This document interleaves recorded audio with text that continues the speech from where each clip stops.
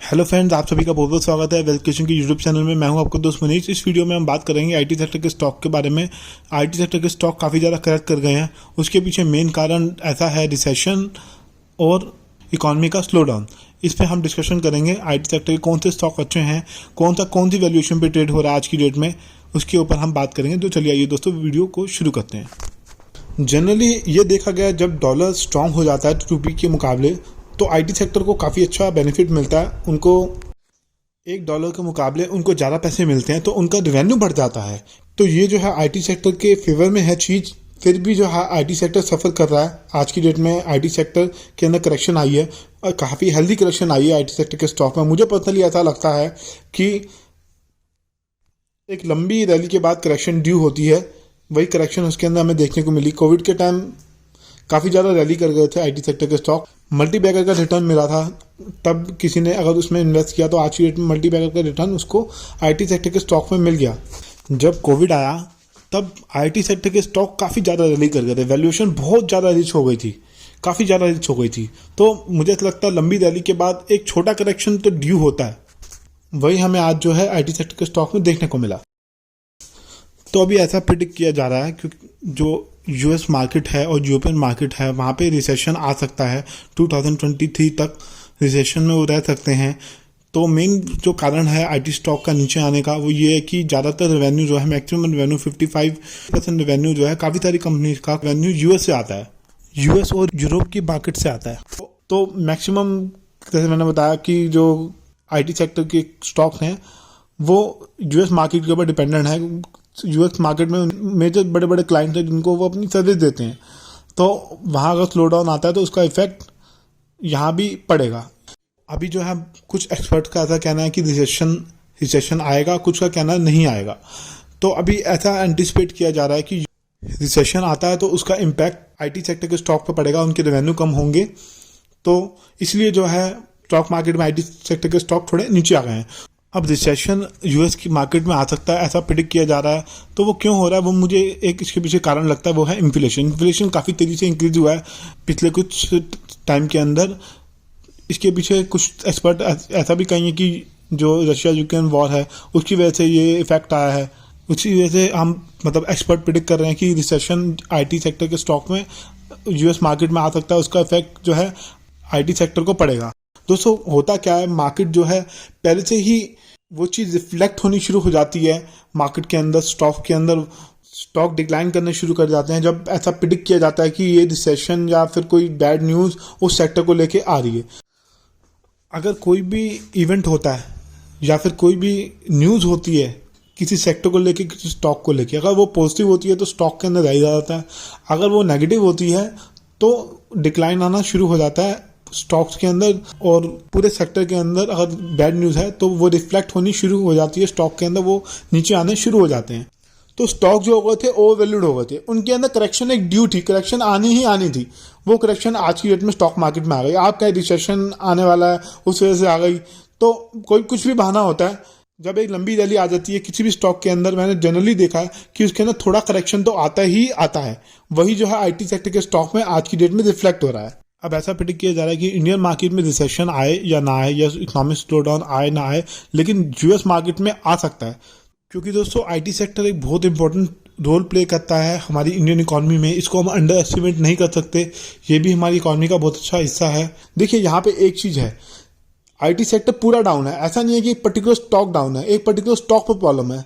पूरे IT sector के अंदर ऐसा प्रेडिक्ट किया जा रहा है इम्पैक्ट कि रिसेशन का इम्पैक्ट इस पर आएगा, इस पर पड़ेगा। तो अगर एक स्टॉक डाउन होता तो हमें डरने वाली बात होती कि पता नहीं क्या हो गया, कोई बैड न्यूज़ है उसके अंदर या मैनेजमेंट का कोई इशू है। तो यहाँ लेकिन ऐसा नहीं है, यहाँ पे पूरा सेक्टर ही डाउन है। तो इस टाइम हमारे पास गोल्डन अपॉर्चुनिटी है कि हम उसके अंदर इन्वेस्ट करें और अच्छा मुनाफा कमाएं आने वाले समय में। तो दोस्तों सेंटिमेंट थोड़े नेगेटिव हैं। मेजर ऑफ क्लाइंट टीसीएस के भी, इन्फोसिस के भी, जो बड़े बड़े प्लेयर हैं, विप्रो के भी यूएस मार्केट में हैं। इनका 40% से 35% तक रेवेन्यू जो है यूएस मार्केट से आता है। तो अगर इकॉनमी में रिसेशन आता है यूएस की मार्केट में तो उसका असर हमारी इंडियन मार्केट पे भी पड़ेगा। तो स्टॉक आज की डेट में करेक्ट हो गए हैं, इनके अंदर इफेक्ट उस चीज़ का आ चुका है मेरे हिसाब से। तो अगर ये हमें करेक्शन पे मिलते हैं तो थोड़ा हम इसमें निवेश कर सकते हैं। लेकिन होता ये है कि जब कोई स्टॉक अपने पीक से करेक्ट करता है, नीचे आता है, तो हमारा दिल कहता है कि एक बार इन स्टॉक के ऊपर वॉच करना चाहिए, इनको एनालाइज करना चाहिए, इनको चेक करना चाहिए कि ये इन्वेस्टमेंट पॉइंट ऑफ व्यू से इस टाइम सही है या नहीं है। पर्सनली रिटेल इन्वेस्टर ऐसा ही सोचते हैं, मैं भी रिटेल इन्वेस्टर में आता हूँ। मुझे ऐसा लगता है कि जब कोई स्टॉक करेक्ट करता है जिसके फंडामेंटल भी स्ट्रांग हो और वैल्यूएशन भी फेयर हो, काफ़ी ज़्यादा हाई ना हो, तो उसमें इन्वेस्टमेंट करने में मेरे हिसाब से कोई बुराई नहीं है। लेकिन आप इन्वेस्टमेंट करना चाहते हैं तो सारा पैसा आईटी में मत डाल दीजिए। आप अगर आप करने का सोच रहे हैं तो आईटी सेक्टर में सारे पैसे मत डाल दीजिए, टुकड़ों टुकड़ों में निवेश कीजिए। उसके अंदर मान लीजिए आपके 1 लाख रुपये लगाने को आपने 10 सेक्टर चुन लिए, 10 अलग अलग स्टॉक चुन लिए अलग अलग सेक्टर के, उसमें से आपने एक हिस्सा आईटी सेक्टर के स्टॉक को दिया। आपने कहा मैं इसमें निवेश करूंगा, उसमें मान लीजिए आप 10,000 रुपये निवेश करने जा रहे हैं, तो आप उसमें टुकड़ों टुकड़ों में निवेश कीजिए। 10 में से 3,000 या 5,000 अभी इन्वेस्ट कर दीजिए। अगर वो नीचे आता है तो हमारे पास पैसे होने चाहिए इन्वेस्ट करने के लिए, उसमें हम थोड़ा पैसा डाल सकते हैं। तो आइए दोस्तों, वैल्यूएशन देखते हैं आज की डेट में किस वैल्यूएशन पे आईटी सेक्टर के स्टॉक ट्रेड कर रहे हैं, जो फेयर वैल्यूएशन पे ट्रेड हो रहे हैं, एक्सपेंसिव नहीं है आज की डेट में। उसके बारे में हम डिस्कशन करेंगे। आइए पहले हम लेते हैं आईटी सेक्टर का जो बड़ा स्टॉक है जिसकी मार्केट कैप 10 लाख करोड़ के पास है, उसका नाम है टीसीएस। हम टीसीएस को देखें तो आज की डेट में 3200 का चल रहा है। तो ये मैंने इसकी एवरेज ईपीएस और पी रेशियो निकाली है। मैंने ये देखा है कि ये जब 16 की पी या 19 की पी तक होती है, 19-20 की पी, यहाँ पे एक करेक्शन आने के बाद यहाँ से रिवर्सल होता है, स्टॉक जो है थोड़ा अप मूव दिखाता है। जैसे यहाँ पे 19 की पी हुई, फिर 19 की पी हुई, काफ़ी टाइम कंसोलिडेट करता रहा। उसके बाद फिर इसकी 28 की पी हो गई, उसके बाद फिर ये 21-20 की पी पे आया, उसके बाद फिर ऊपर चला गया, 26-27 की पी हो गई, उसके बाद फिर 18 की पी हो गई, उसके बाद फिर ये 30 की पी के पास चला गया, उसके बाद फिर ये 30 की पी पे हो गया। ये जो ब्लू कलर के बॉक्सेस हैं ये ईपीएस है। EPS year on year basis पे कंपनी का इंक्रीज होता गया और बीच बीच में करेक्शन भी आई। वो 19-20 की पी के पास आया स्टॉक, उसके बाद फिर ये रैली कर गया। तो आज की डेट में हम देखें ये स्टॉक 28 की पी पे चल रहा है। एवरेज पी जो है 19 की है। 19 की पी के पास आने के बाद करेक्शन खत्म हो जाती है और अप मूव आना शुरू होता है। जैसा कि हमने पास में देखा टीसीएस में ऐसा होता है। तो अभी 28-29 की पी के पास चल रहा है।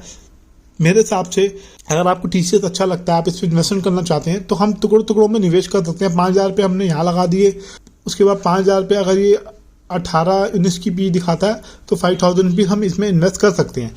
मैं ऐसा कहूँगा कि अगर आप आईटी सेक्टर के स्टॉक आपको अच्छे लग रहे हैं, आप उसमें इन्वेस्ट करना चाहते हैं, तो आप एक काम कीजिए, आप टुकड़ों टुकड़ों में निवेश तो कीजिए, लेकिन अपने पोर्टफोलियो के अंदर 1 या 2 से ज़्यादा आईटी सेक्टर के स्टॉक मत रखिए। और सेक्टर के स्टॉक में रखिए पैसा, मतलब डाइवर्सिफाई कीजिए। पर्सनली मैं ऐसा करता हूँ, आप चाहे 2 के 3 भी रख सकते हैं अगर आपको अच्छे लगते हैं आईटी सेक्टर के स्टॉक, लेकिन सारा पैसा आईटी में मत लाइए, डाइवर्सिफिकेशन कीजिए। आइए और देखते हैं और कौन से स्टॉक हैं जो करेक्शन पे अवेलेबल हैं आज की डेट में आईटी सेक्टर के। टीसीएस 30 की पी पे चल रहा है, इन्फोसिस 28 की पी पे, एचसीएल टेक 20 की पी पे, विप्रो 19 की पी पे, टेक महिंद्रा 19 की पी पे और एल&टी इंफोटेक 33 की पी पे। पर्सनली मुझे बताऊं, मुझे टेक महिंद्रा और इन्फोसिस अच्छा लगता है। ये 2 स्टॉक मेरे पोर्टफोलियो में है इस वक्त और मैं एल&टी इंफोटेक को ऐड करने का सोच रहा हूँ। आइए एक बार फिर से एल&टी इंफोटेक की पी देख लेते हैं किस हिसाब से ट्रेड होती आई है। एल&टी इंफोटेक का चार्ट को हम देखेंगे तो ये सस्ता तो नहीं है तो थोड़ा महंगा, लेकिन अपने पीक से काफ़ी ज़्यादा करेक्शन भी अवेलेबल है। 60 की पी के पास चला गया था जो कि काफ़ी ओवरवैल्यूड हो गया था, उसके बाद 28 की पी तक आया। जनरली मैंने देखा है कि ये 19-20 की पी के पास ट्रेड होता है। आज की डेट में ये 28 की पी के पास ट्रेड हो रहा है, थोड़ा महंगा है, लेकिन ये क्वालिटी स्टॉक है, फंडामेंटल से काफ़ी स्ट्रॉन्ग है। इसलिए मुझे लगता है कि अगर ये करेक्शन इसके अंदर आती है तो मैं इसके अंदर इन्वेस्ट करने का सोचूंगा। और इसके हम क्वार्टर रिजल्ट देखें तो नेगेटिव ग्रोथ नहीं है, स्टेबल है इसकी अर्निंग्स। इसके ऑपरेटिंग प्रॉफिट मार्जिन थोड़े कम हुए हैं, 20% से 19% हुए हैं, और लेकिन नेट प्रॉफिट इसका पुराने क्वार्टर के मुकाबले थोड़ा बढ़ के आया है। तो दोस्तों मैं एक बात बोलना चाहता हूँ, आप इसका पास का डाटा देखेंगे, चार्ट अप ट्रेंड में था। आज की डेट में स्टॉक थोड़ा कंसोलिडेट कर रहा है। पहले के टाइम हम देखेंगे 3-4 साल पहले का चार्ट देखें या इसकी बैलेंस शीट देखें तो आप ये पाएंगे कि अर्निंग बहुत अच्छी थी, EPS year on year basis पे इंक्रीज हो रहा था, ग्रोथ बहुत अच्छी आ रही थी। लेकिन अब अगर फ्यूचर में यूएस मार्केट में या इंटरनेशनल मार्केट वहाँ पे अगर रिसेशन आता है तो उसका इफेक्ट हमें स्टॉक के प्राइस पे भी देखने को मिल सकता है। स्टॉक का प्राइस थोड़ा और भी डिक्लाइन कर सकता है। ऐसा नहीं है कि ये लेवल परफेक्ट है बाय के लिए, यहाँ पे आ गया, इससे ज़्यादा नीचे नहीं आ सकता, नीचे भी आ सकता है और ऊपर भी जा सकता है। मुझे अगर अच्छे नंबर निकल के सामने आते हैं, ग्रोथ आती है, तो ये स्टॉक थोड़ा ऊपर भी रैली कर सकता है। तो समझदारी इसी में है कि आप अपनी रिसर्च कर लें इन्वेस्ट करने से पहले। पर्सनली मैंने तो इन्वेस्ट कर रखा है और मैं लॉन्ग टर्म के लिए ही इसमें होल्ड करूंगा, लेकिन ये कोई सलाह नहीं है, आपको रिकमेंडेशन नहीं है। ये वीडियो टोटली एजुकेशन पर्पस के लिए था। आप अपने फाइनेंशियल प्लानर और फाइनेंशियल एडवाइजर से बात करने के बाद ही कोई इन्वेस्टमेंट का डिसीजन लीजिएगा। धन्यवाद दोस्तों।